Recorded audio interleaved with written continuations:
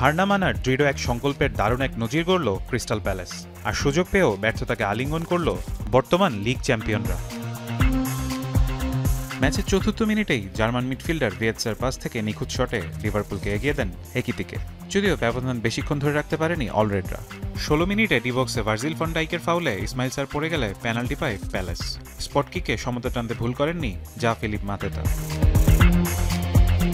4 minute পর আরেক নতুন খেলোয়াড় জেরেমি ফ্রিম্পং এর নৈপুণ্যে আবারও এগিয়ে যায় লিভারপুল।